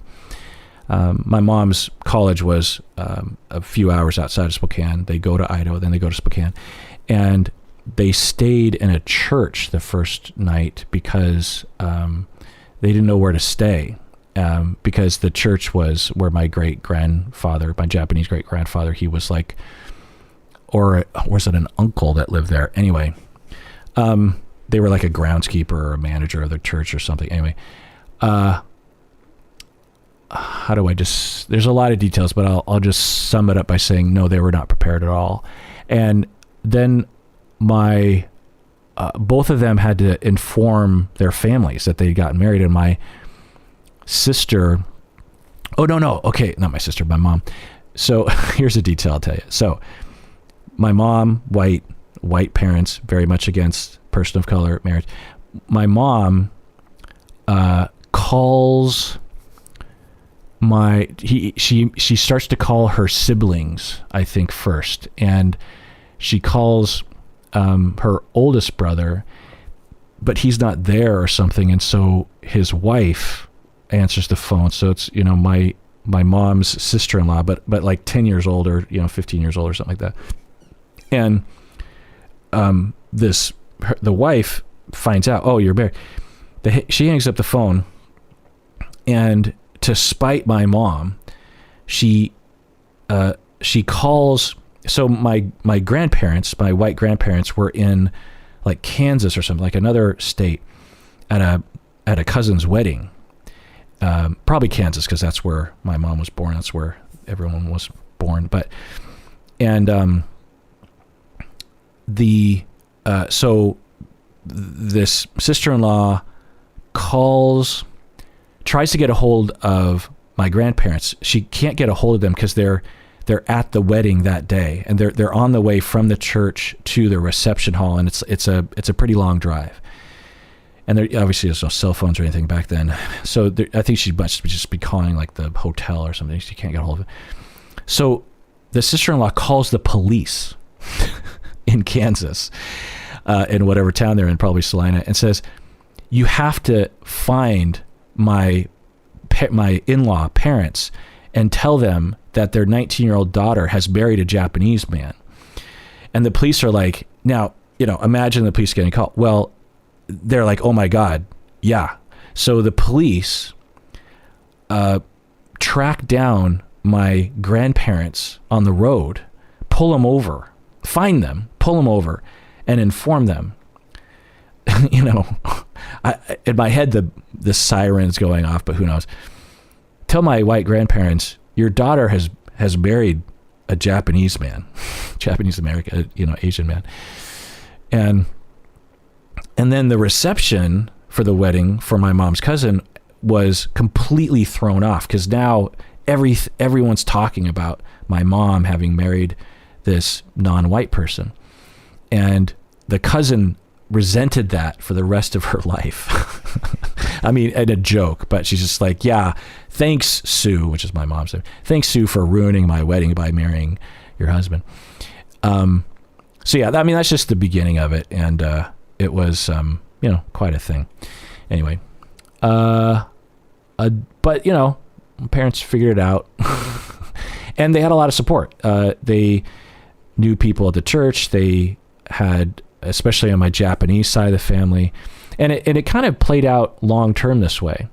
I actually have cousins on my white side who listen to the podcast, and so they might not know any of these details. But anyway, it sort of ended up creating the foundation of my family, because fast forward, 20 years, and I'm a teenager, and our family hung out with my Japanese side way more often than we did the white side. And I think it was because of the early sort of division, because right away the Japanese side accepted my mom, not completely, but weren't anything close to the white side in terms of the way they were, not approving of my dad. Anyway, having said that, my white relatives are all lovely people. My cousins, they're very nice. One of my cousins is the nicest person I've ever met. She'll listen to the podcast and DM me on Facebook, and she'll just be like, I don't know, she's a very sweet, nice person. So, and like I said, my grandparents came around real quick, and to some extent made my mom and my dad the favorites, which created a whole other set of problems, because then my mom was, treated favorably above the other siblings at times. And my dad is my Japanese father. He's a very respectable guy. Like he's very respectful.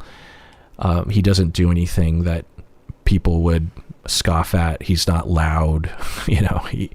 He's humble and kind. And so there wasn't much to dislike about my dad.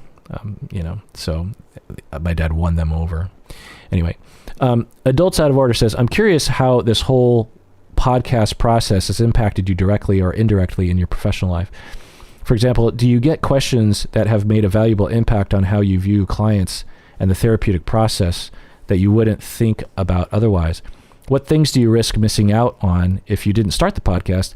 And do you suspect that you would be a totally different therapist if you never started or continued with the podcast? End of question.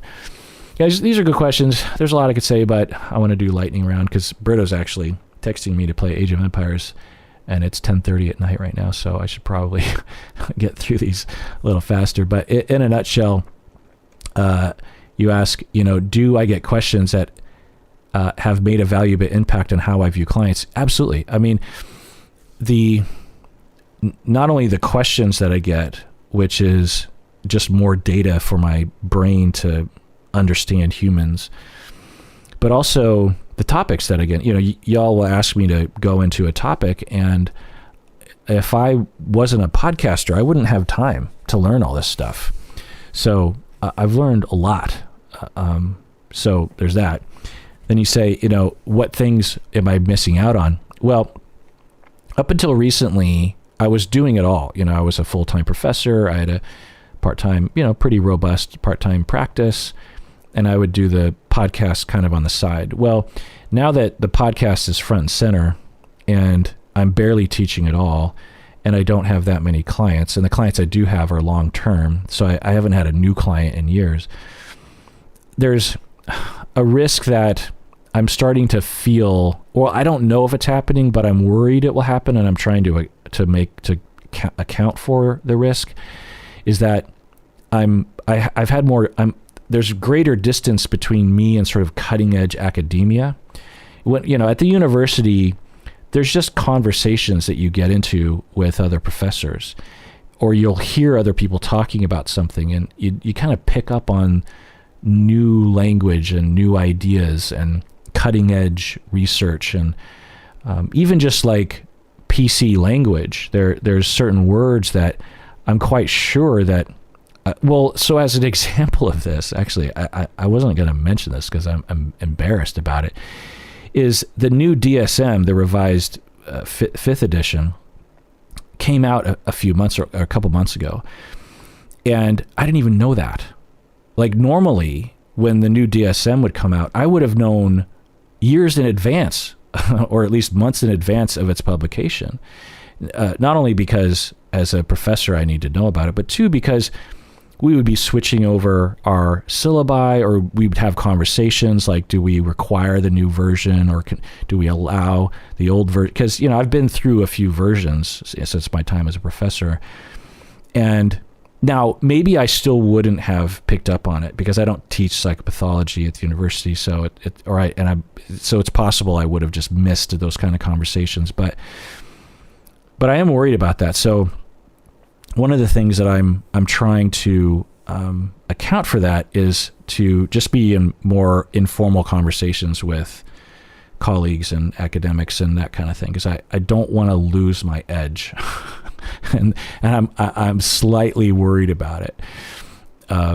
So yeah, Abject Reality says, could you talk a little bit about solution-focused therapy? What is your experience with it? How helpful has it been for people you've interacted with? End of question. Yeah, solution-focused therapy is wonderful. I use it all the time, actually. And it's extremely complicated.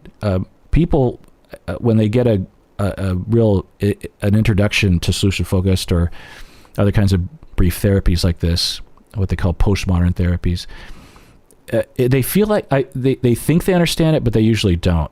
It's a completely different paradigm, social focus, which has really helped me. The paradigms has helped me, one, and two, the techniques I will use under some circumstances. I will absolutely use solution focused techniques, or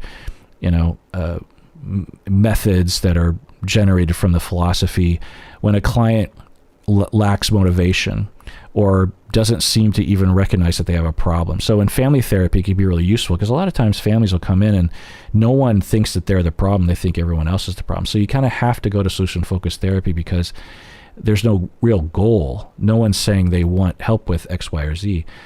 But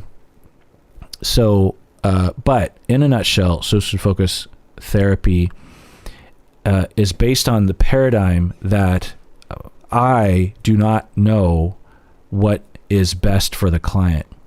And of course, when you say that out loud, you're like, well, duh. But solution focus takes it to this really extreme level where you literally in your heart and soul have convinced yourself over time, which takes the time. You have to really deprogram the way that you think away from this notion that somehow I know the answers. So when you come from that space, you have to depend on the client to generate the solutions. That's because a lot of people, they think solution-focused therapy means that you, the therapist, focus on solutions. It's the opposite. You do not focus on solutions, or you don't focus on your solutions. You focus on the client's solutions. So, for example, a client comes in and they're like, oh, we're fighting all the time. And, say it's a couple and, their communication is bad. And normally, as a therapist, I would set out to assess what I thought the problem was. I might ask them for their perspective. I might even ask them what they think the problem is. But in the end, I am going to derive a conceptualization involving projective identification, attachment style, personality disorder, whatever. And then, I'll work collaboratively with them, but it's going to come from my model of how humans work. And that usually works for me and the clients. But if I'm truly solution focused, I don't think about any of that stuff. In fact, I think all that, if I'm a purist, I think all that is a bunch of bunk. And so I will say to them, there's a number of different types of questions that you can ask within solution focus to actually get at what will work for them. Because the con to me conceptualizing my normal way is that I might just be making up a story about the couple that isn't really true for them. Whereas if I completely live within their world and I'm just a vessel of trying to figure out, I would ask questions like, well, when was the last time you didn't fight? And the couple might say, well, what do you mean? It will be like, well, you're complaining a lot about fighting. When was the last time you hung out together, but you didn't fight at all? And the couple will be like, well, there was a time like a month ago when we went to the beach and we didn't fight then. Now the couple might say they didn't really enjoy each other's company, but they didn't fight. Okay. Then you'd say, okay, well, what was it about that day that, resulted in you succeeding in your goal? Because your goal for me was to reduce your conflict. So you achieved it even before you met me. So let's look to that. What did you do that day? And the couple might say, well, I don't know. We were just kind of enjoying ourselves. Okay. So you're telling me that when you enjoy yourself, now you don't jump on it. Be like, I got it. It's when you don't act like you found the answer. You always ask them. So you say, okay, so what you're saying is that when you were enjoying yourself that day at the beach, you didn't fight. You tell me, client, was the lack of conflict a result of enjoying yourself?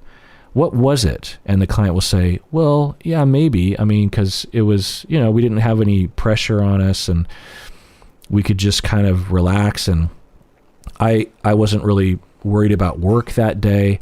Okay, so I'm also hearing like work stress also plays a role. Is that what I'm hearing? You're always asking them. You're never saying your own perspective. You're helping them develop their own thing. It'd sort of be like if you were like a interior designer, but you worked completely within the client's preferences. You'd be like, oh, okay. So, you tell me what kind of couches do you like, and you're just asking questions and you never propose an idea, even when you think, ooh, that sounds good. Lack of stress at work, enjoying yourself at the beach. That sounds like a good recipe for lack of conflict, but that comes from you.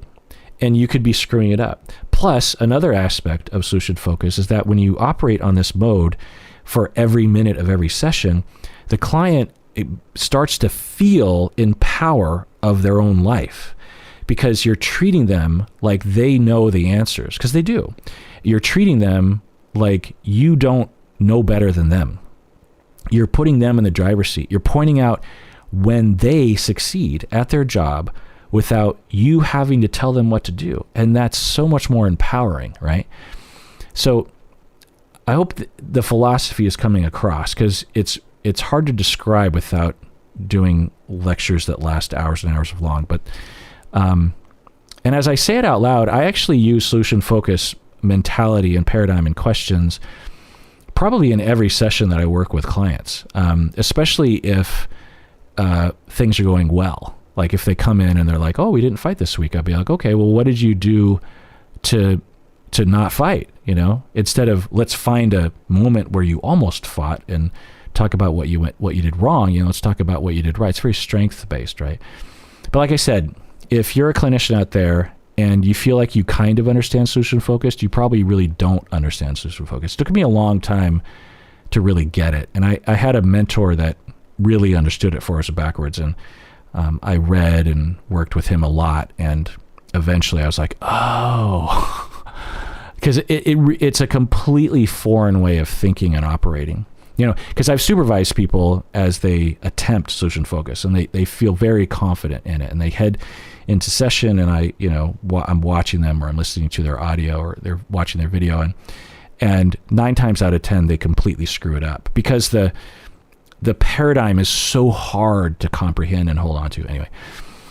But it's also so simple and so elegant and so useful, and there's a lot of evidence that it works anyway. MK says, the New York Times recently did an article about people who are reframing schizophrenia symptoms as non-consensus realities. Schizophrenia as non-consensus reality. These people say schizophrenia is a form of neurodiversity and shouldn't be medicalized. Do you have any thoughts on this theory? Yeah, well, it's ridiculous. Now, if someone with schizophrenia wanted to destigmatize it a bit and also add to the possibility that many people with psychosis don't necessarily need medication, particularly, medications with a lot of side effects, sure, there's an absolute room for individualized treatment and destigmatization. But these notions that schizophrenia is this oppressive idea that the oppressors have created to keep down neurodiversity is ridiculous. These people have clearly never met someone with actual schizophrenia, because when you actually meet people with full-blown schizophrenia or schizoaffective or psychotic bipolar or other psychotic mood disorder, it is no effing joke. It is ruinous. It is awful. It is disorienting. It's confusing. It's not just a different reality that the person is living in, and if we just look at it kindly, everything will be fine. Like, no. Now, can someone have schizophrenic symptoms, psychotic symptoms, and not necessarily need medication if they have the right support group, the support system, and the right kind of life? Yeah, absolutely. There's a lot of different ways. I've had clients that were like that had mild symptoms and sort of managed it over time. And but for those people, we all agreed that we would monitor their symptoms, and if they got worse, they absolutely should be on the medication. To be in a full-blown schizophrenic, psychotic episode is no fun. There's nothing neurodiverse or enhancing to one's life when you're in the throes of that. It's no joke. It's no joke. So anyway, M&M Haynes says, how did you decide to pursue a PhD? I'm a master's student, not psychology, and I am struggling to decide whether or not to apply to a PhD program. Well, lightning round, the short answer to this is you only get the degree that will get you the job that you want. So if you need a PhD to get the job that you want, then get a PhD. If you don't, then don't. Unless you just really like going to school, which is fine. But, get a job, figure out a job, and then get the degree to get that job, and don't take any more education than you need. For example, a lot of people, especially these days, because of the propaganda around college that a lot of kids will be subjected to, a lot of people, they want to become a clinician, a mental health clinician, and they'll get a doctorate. And I'm like, why? I mean, unless you're getting your psychology doctorate, there's no reason to get a doctorate. You can get a master's in counseling or social work or marriage and family therapy, and you're a clinician, fully fledged, well-paid clinician, and you're paying a third of the price. Instead of $200,000, you're paying like $60,000 to $70,000 or $50,000 depending. And instead of 7 years of full-time schooling, it's 3 years of full-time schooling. So, why get a doctorate if it's a complete waste of time and money, unless the job requires it? I got my doctorate because in order for me to become core faculty and program director, I needed to have a doctorate. And so basically, in order for me to get the job that I quote unquote wanted in academia, I need to get a doctorate. But I didn't have a doctorate for a long time, and I was a professor and a therapist and was totally, comfortable and never intended on going back to school. So yeah. And looking back, I didn't need it. I didn't really need my doctorate at all. Like I could be right where I am today. I never would have been program director, but I didn't like being program director. I was only program director for 2 years, and only kind of liked it for 1 year. So you could say I completely wasted my time and money. Now, for me, the doctorate was like 40% the cost because I was an employee of the university. I got my doctorate at Antioch, so the tuition was very low comparatively to my classmates. Also, what was another benefit? Anyway, let's move on. Chelo says, is there any research on how autism may impact attachment style? End of question. Yeah, absolutely. So, I don't know that much about autism, but I do know that there is research and really logical reasons as to why autism spectrum would impact the child's attachment style for both, because when you have autism as a child, not always, but sometimes, there's a barrier to bonding with parents. And this affects attachment style in two major ways. One is that, it's late, my voice is starting to go, is that the child might not interpret attunement as attunement, and thus they don't internalize the attunement, even though they're getting attunement. And so the autistic child can feel very lonely and isolated, even though they might not be isolated. But also, parents have emotions too. And as the parent is trying to bond with the child, and there's a barrier there, they might pull away or give up, kind of, and will create this kind of this feedback loop of emotional neglect to the autistic child, which, stands to reason, right? And would compound one's issues. Savannah says, Dr. Kirk, what is your favorite bagel topping arrangement schmear situation combo? Love this question, Savannah. I like all the other questions too, but I feel like the easy pod questions, this is the definition of an easy pod question on Discord. Your favorite bagel topping arrangement schmear situation combo.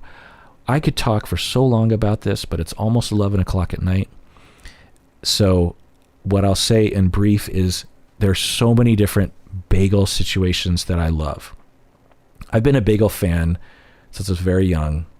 In fact, before I played a football game, every football game that I played, I would carb load with an entire bag of bagels and an entire bucket of cream cheese. I would sit there in the locker room and eat 6 full, and I would just dip the bagels into the cream cheese.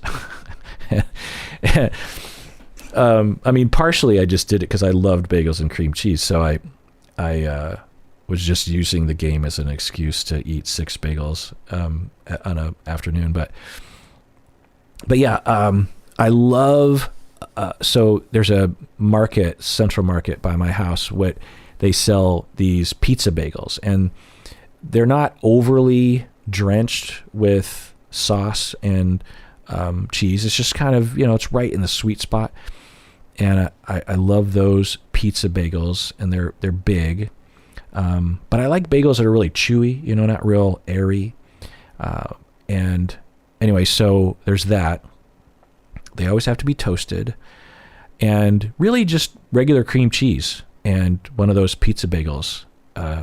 Pizza bagels meaning it's a regular bagel, but I think they put a little bit of tomato sauce on it, and then they put some cheese on it, and then they, cook it again. And so it just has this sort of dash of cheese stuff on the top. And anyway, so I'll go for that anytime, anywhere. But a good, lox, cream cheese lox, capers, I mean, that'll hit the spot. In fact, Stacy and I were in Mexico just before the pandemic, and we were at one of those all-inclusive resorts. I've never been to one of those before, where you just pay a fee per day and you can eat whatever you want and drink whatever you want. It's like there's no bill. and the morning buffet was incredible, and every day I would make this elaborate bagel with cream cheese and lox and capers and red onions, and it was so good. Let's see what else. I mean, even peanut butter on a bagel is good. Yeah. So those are two that I'll mention. But really, you could get me a poppy seed bagel with, chives or salmon schmear. That would get me going. I mean, there's so many options. The other questions you have, Savannah, is, should I tell my partner what others in my life say about them? Well, it depends, Savannah. I mean, do you want to? Would it hurt your partner's feelings? Does it matter? No, there's a lot of things to say. Generally speaking, you should consider it because your partner would probably want to know. But it depends, There's certain things that are just probably better left unsaid. Depends, though. Alexi says, I just made it through your comments section reply video back in May, and I was fascinated to hear about your experiences with compassion fatigue, or rather how you've managed to avoid it over the years. It was extremely surprising to me because I've always admired the deep empathy and understanding you have for people. It seems wild to me that you'd be able to have this mindset and avoid burnout, which is saying more about me than you. I'd love to hear more from you about how people can make this a reality in their lives. I've always been terrified about entering the industry of mental health and opted instead for working in support business services for medical and mental health services. Even still, I feel I get burnout. End of question. Yeah, well, so burnout is complicated, and it depends if we're talking about, burnout, we're talking about secondary trauma, vicarious trauma, or just job dissatisfaction is another thing that we could say. Oppression from your coworkers, or, there's a lot of reasons why you just would kind of not be excited to go to work that day or have a hard time motivating yourself. Depression. But in a nutshell, you're saying that you're surprised. You're saying you're surprised because, you see me as someone who has a lot of empathy, and thus it would seem like I would get burnt out because of how much of my heart I put into things. And I think I said this in the video and I'd never really thought about it before, that burnout isn't because you give too much empathy. I feel like that is something that people will equate it to, like, because they call it compassion fatigue sometimes, right? That if you give a lot of compassion, then eventually you get tired. But that's not what those concepts mean. Burnout, there are a lot of factors to it, but one of the factors is not having a lot of compassion or having a lot of empathy or giving a lot of yourself to other people. That's not necessarily what leads to burnout. What leads to burnout is when you're overloaded, when not with compassion, not with the need for compassion being given, but with a lot of responsibilities, a lot of pressure, a lot of a lack of power. When you feel like you don't have power, Like if you're a part of a mental health agency and you just feel like you're trying to help your clients, but you're just watching their lives fall apart because of poverty and racism and all sorts of other things, sexism, you can get burnt out from that, right? Because it's very demoralizing. Or if your clients are telling you really horrific stories about their lives and you're experiencing some mild stress because you're internalizing those stories, that's different than having compassion for someone. To hear someone's actual PTSD narratives it's a lot to carry, And I think I said in the video that I've never been in a job where I had a majority of my clients telling their severe trauma narratives. I've always had traumatized clients, but I've supervised people that work at agencies where that's all that they do. They treat all children who have been sexually abused by someone in their family. And so every single hour of every day at work, they are hearing from children being brutalized by people in their family. And that tends to raise the risk of vicarious trauma, secondary PTSD, and then potentially burnout from there. So the other thing I'll say is that I've always kind of engineered my life such that I'm not doing what I don't want to do, I guess what I'll say in brief. And so I enjoy my career so much that it's hard to be burnt out from it. I don't know. Also, now, another thing that you say here, which I hear a lot from people, is like, that you worry, Alex, about that because of the amount of compassion and empathy that you'd have to give clients, you worry that you might get burnt out because of it. And what I'll say is it's unknown. It's hard to know if it should be something you should think about, because there are ways you could maybe get a gauge of it. But it's like you're saying that you're working in, support business services for medical and mental health services. And you're like, I'm getting burnt out in that. If I was an actual therapist, I'd get really burnt out. Well, that's not necessarily true, because when you're a therapist, you have power to actually help the clients. You also have really deep relationships with these people, very gratifying relationships with them. At your position, you might see the problems, but have no ability to actually change anything, The other thing is when you're a therapist, you're trained to work on your countertransference. You're also going through a lot of therapy because you're a therapist. You also have a supervisor and other therapists around you to consult with. So there's a whole system in place, usually, if you're trained well and supported well, that is a protective measure against burnout that doesn't exist in a lot of other professions.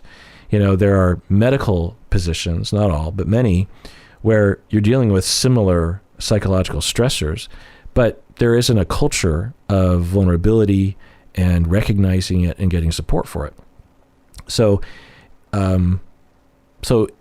it's hard to know how you would be in that environment. I don't want to push you towards mental health, job and have it go horribly for you. So, I don't know, but it's not guaranteed that your assumption about what would happen is true. Adults Out of Order says, what questions would you ask a person if you were tasked to predict their behaviors and decisions? How far into the future would you be able to predict their behavior, and which situations are more likely to have correct or false predictions? End of question. Well, that's a very complicated question, adults. Think of the TV show Devs. Berto and I did a whole episode on that, and, it poses that question. And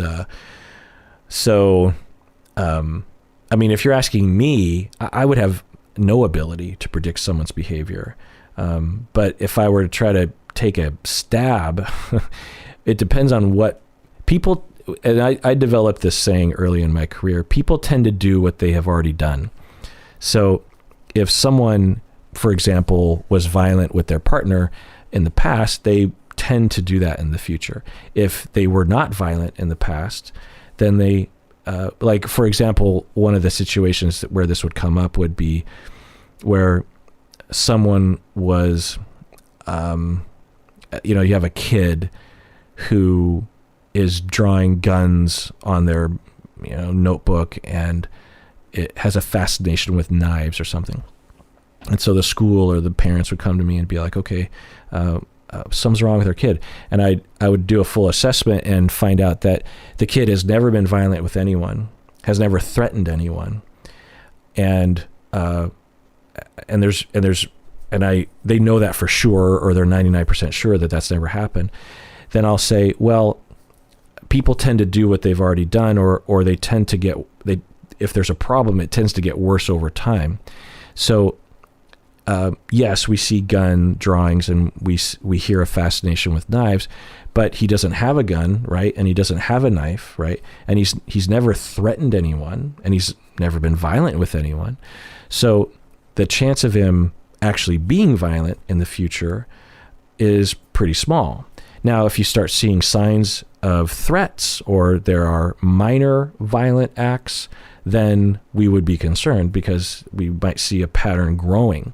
But if there's been zero threats and zero violence and zero cruelty to animals or whatever, then, it's a different situation. Can I know if that kid won't be violent? No, I can't. And I would always say that. But we tend to do what we've done before. So if I was trying to assess, for example, if someone was going to be good with money, I would ask them how they've been with money so far.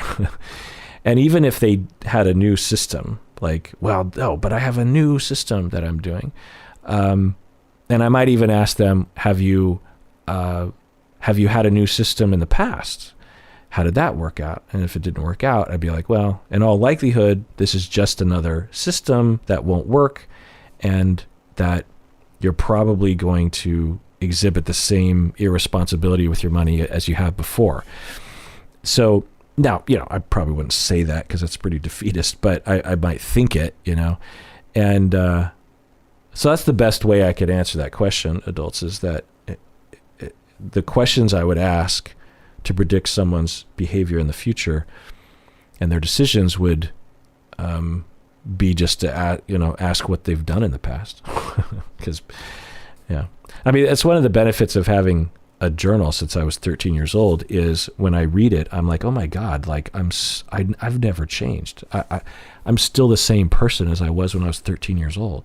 I'm also very, very different in a lot of ways throughout the years, but there are elements of who I am that are just so similar. Like another example of this is I'll see pictures of myself when I was like 10, and I'll have the exact same outfit on today as I had when I was 10, inadvertently. The same sort of tennis shoes, the same pants, the same shirt. And I'm like, wow. I mean, it's like we're patterned animals. Anyway, Clarify says, can you talk about mutual abuse in a relationship? Yeah, I've talked a lot about it, but the very brief summary is that there is such a thing as mutual or bidirectional intimate partner violence. There's a lot of research on the topic, and the fact that people, and particularly clinicians, are claiming that it's not a thing is ridiculous. I get why people are hesitant to use the term, because it can often blame victims, that, certain victims they'll be victimized, and they will strike back out of self-defense, and the perpetrator will claim, oh, it's mutual, instead of recognizing the reality that the perpetrator is the perpetrator and the victim is the victim. So yeah, we want to avoid that. And whenever I identify bidirectionality, it's always a last resort. I really want to make sure that there isn't a defending victim here. But it does happen. There's also, when we use the term bidirectional, domestic violence or something like that, sometimes we're referring to just the observation that they're both violent with each other, or they're both verbally abusive of each other. But we're not necessarily saying that one person, that they're both perpetrators and both victims. Sometimes we will say, like with Amber Heard and Johnny Depp, if you believe that Johnny Depp is a victim, you still could call them a bidirectional abusive relationship, even though you might also say Johnny Depp is a victim, because they were both at the very least verbally abusive to each other. I mean, that was clear. There's a lot of hard evidence that they were both verbally abusive to each other. So it doesn't necessarily, the bidirectional label doesn't necessarily mean that you don't have a clear victim. But often that is how it's being used. So you'd always have to ask what they mean by bidirectional intimate partner violence. And absolutely, and I've treated couples like this where they will alternate. And there's a good case that was happening with Johnny Depp and Amber Heard. It's hard to know, but if enough of the claims are true, they, or at the very least, I'll just talk about, clients that I've worked with where they both grew up in abusive homes. They have both normalized to themselves abuse and violence and coercion, and are also very volatile and easily triggered and might have some sort of complex PTSD. And it's sort of like a lesser version of this is every couple, pick the most functional couple in your town. At some point, both people have been harmful verbally or something to the other person. It's hard to have a long-term relationship without some blow up of temper between, with both individuals at some point.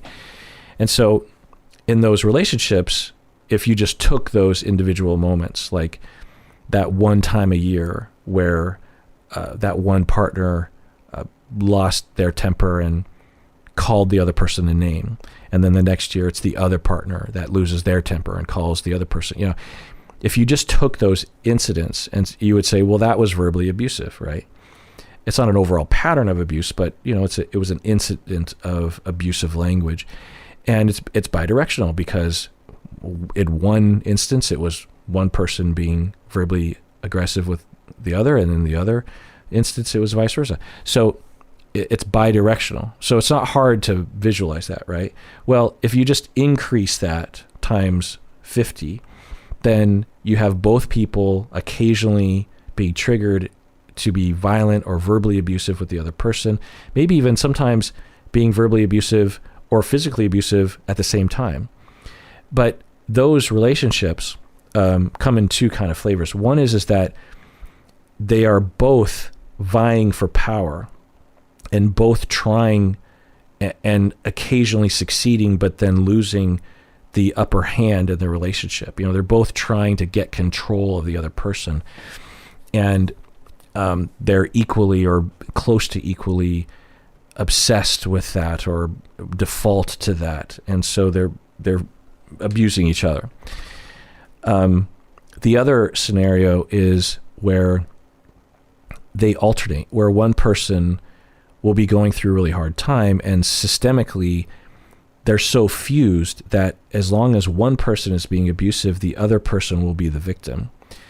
And there was some evidence of this in the Amber Heard Johnny Depp recordings, where there were moments where Amber Heard was coming across as very timid and kind. Like when Johnny Depp was trying to cut himself with a knife, Amber Heard's like, please don't, no, don't do that. Don't do that. She was being very calm and nice and attentive, and she wasn't that normal, and there's other recordings where she's, really aggressive and hostile. And there are other times when she's the hostile one and he's the one kind of pleading a lot, saying, hey, but you did this. And she's the one yelling at him, saying he's a baby. And so now, of course, as I say that out loud, I'm guessing a lot of people are like, well, I don't know, Johnny Depp was clearly overall being victimized. And I know some of you think that Amber Heard was the clear victim. And like I've been saying throughout, I don't know who was what, and I don't think I'll ever know, because I know enough about relationships to know that even with all the data that we've seen, it's hard to know what was happening 24/7. We have these tiny little pinhole looks into this moment, and anyway, so that's what I'll say. Eleanor Shells Trop says, can you talk about unhelpful and chronic self-criticism? This is the last question. Can you talk about unhelpful and chronic self-criticism? Well, yeah. It tends to come from a lot of criticism from the outside, either subtle or overt, or being treated in a way that makes us feel like we're not good enough. And then we internalize those voices, and then there's a lot of different ways to cope with the schema of I am criticizable. One is to surrender. This is within the schema therapy language.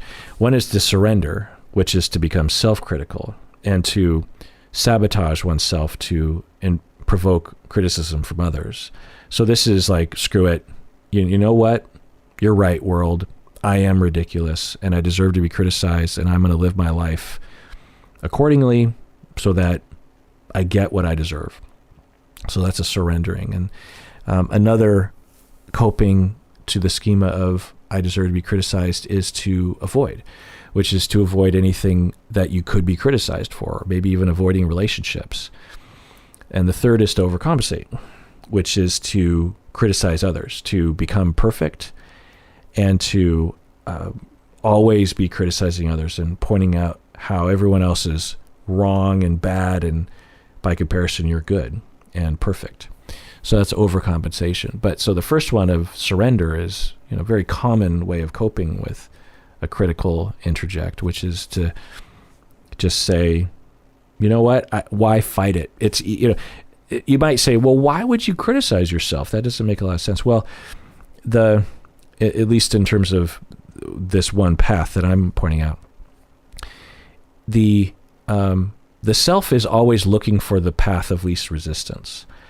And that's one of the main prime directives, if you will, of the ego. And it's easier to go along with it sometimes than to fight against it, because to fight against it, so there are three other options to just giving in and self-criticizing. One is to avoid relationships or to avoid situations where you might be criticized. That takes a lot of energy, particularly if that's harder for that individual to do. The other one is to overcompensate by being perfect and criticizing everyone else. Of course, that takes a lot of effort, right?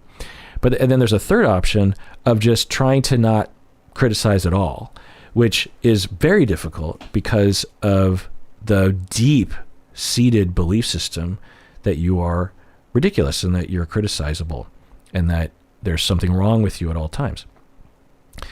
So it might be easier to just say, well, I guess I am. I agree. It's sort of like when police officers are interrogating people and you didn't do it, but they just keep breaking you down and they deny you water and food and sleep. And eventually it's just easier to confess. It's easier to say, yeah, I murdered that person.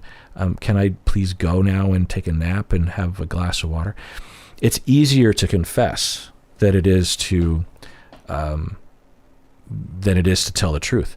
So sometimes it's just easier to say, yeah, I'm a piece of crap and I'm just going to make my life a piece of crap. So it's even easier to say I'm a piece of crap to myself. I'm going to make other people know I'm a piece of crap and tell me I'm a piece of crap because it's just easier that way.